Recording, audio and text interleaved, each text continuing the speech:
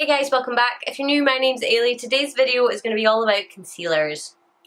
Concealers, the good, the bad, the ugly. I think I've named this video like top 5 concealers for dry skin or something like that, but I'm going to talk about a few different concealers today and what I think of them. Some of them I've not got with me, some of them I do. Concealers are a nightmare for me anyway. Some work amazing, some don't. Some look horrible, some are just mediocre. You catch my drift. I mean, concealers are annoying. And they never used to be. My under eyes have obviously gotten drier as I'm getting older, and it's really, really frustrating because like I actually don't even pull my foundation up underneath my eyes anymore because I don't want too much product there, so that it doesn't like crease or like make me look really old or really crepey or whatever. But some concealers are just playing me now, and obviously powders as well, so maybe I'll mention powders to go with these concealers. I don't know yet, we'll see. One of the first concealers I'm going to mention is one that I've used for the longest. It's the first ever sort of, apart from MAC, ever higher end purchase that I made, like skin sort of wise, if you know what I mean.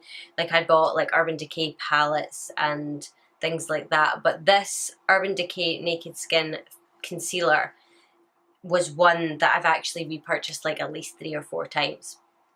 This concealer was like my holy grail favourite. I haven't replaced it because I've just got so many on the go just now, but I will be replacing it soon. But this Naked Skin concealer is just like heaven in a bottle. This stuff looks beautiful on the skin. I love the foundation as well, but this concealer is just like, it's my absolute favourite. I love this stuff. It was good for spot concealing, it was good for under the eyes. I didn't really find it creased. I love this stuff. So my number one, and I know I'm not really doing these in any order, but my absolute favourite number one has to be the Urban Decay Naked Skin Concealer. Love it. So next, obviously, if you've watched my channel for a while, you'll know that I love this concealer. This is the Revolution Conceal and Define Concealer.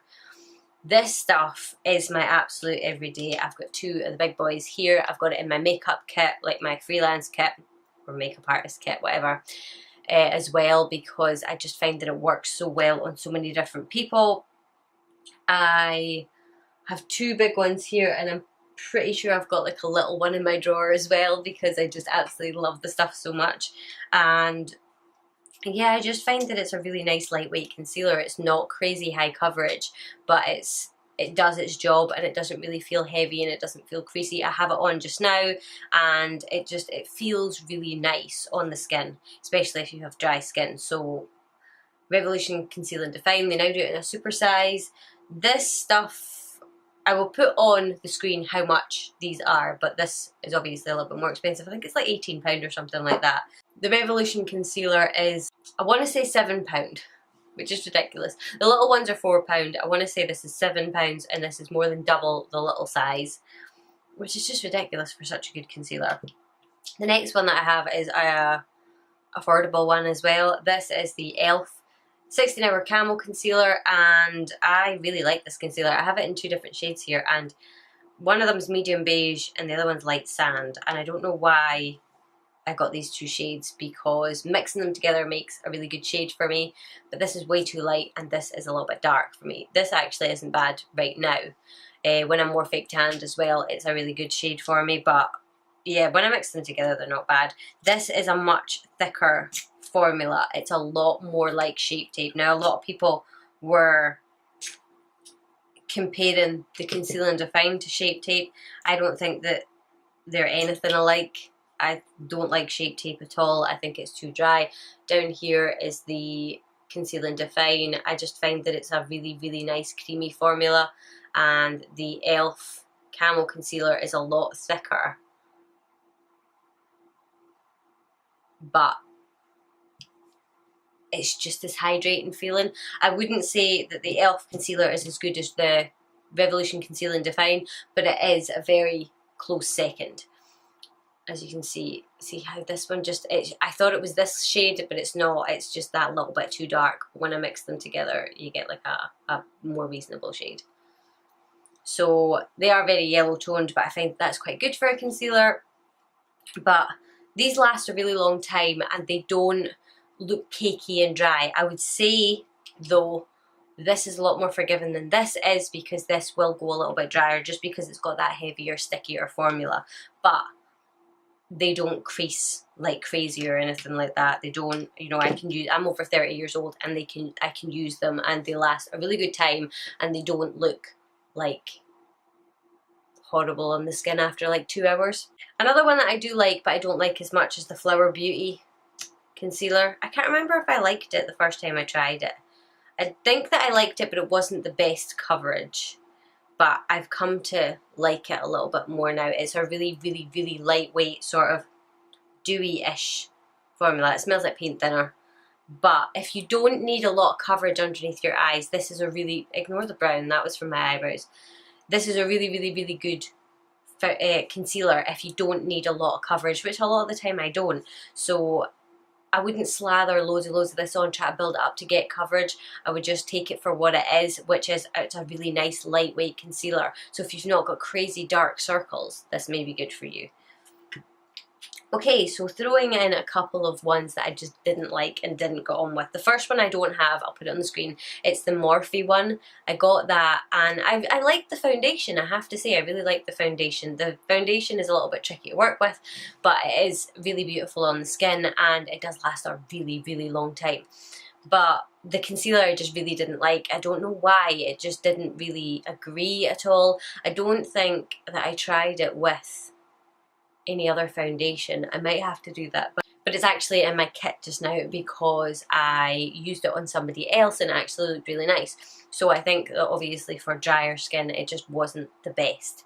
So yeah, I don't know, I was kind of unimpressed. After Jaclyn Hill said that it was going to be like the next best thing since Shape Tape or whatever, then again it might be a wee bit more like Shape Tape where it's just too thick for me. It's really, really thick formula. The next one I have is Colourpop No Filter Concealer. I didn't really like the foundation. Well, I didn't mind it, but it oxidized like crazy.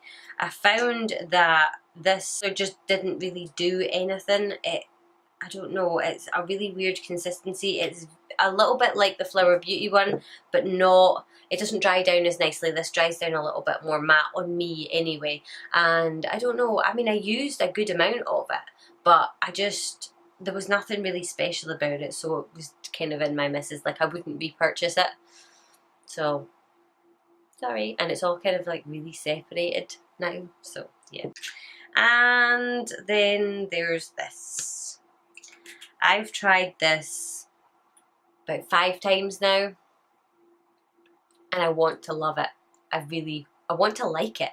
I want to wear it for more than 3 hours and for it not to crease on me. Today I have the Revolution Conceal and Define with the powder, his powder on. And so far so good. I have only had it on for about an hour and a half. But so far so good. It is actually looking quite good. The concealer, it's just not working. I don't know why. I love the idea that it's got skincare ingredients in here, but it's so infuriating. Why do you crease? So what I might do is, because obviously I want to get my money's worth out of it, I'll either give it away to somebody who I think might like it, or I'll use it sort of down here and use another concealer up there. But I mean, that's like, I shouldn't really have to do that. I know that I've seen loads of other people that have just said, oh, it's amazing, it's the best thing since sliced bread. Maybe for a more heavier makeup where I'm going to be pulling my lower lash line down a lot further so you won't actually see the creases.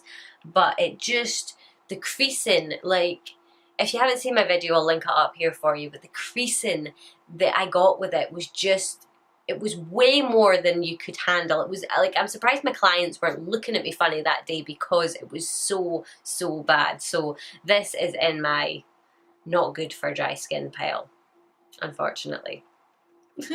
Or dry under eyes, or maybe I got a dodgy formula, I don't know, but it just didn't work for me anyway. So these are my favourite and fail concealers for dry skin. Top 5, whatever, 1, 2, 3, 4. I don't even think there was 5 in there, but anyway. yeah, I really hope that you enjoyed, and if you're looking for a new concealer, I hope that this maybe helped you a little bit. If you enjoyed this video or you found it somewhat helpful, I would love it if you would give it a thumbs up and subscribe to my channel. I post new videos 3 times a week, try to be on Monday, Wednesday and Friday, but sometimes it's not, so, but usually it's always 3 times a week, so hopefully I will see you guys in the next one.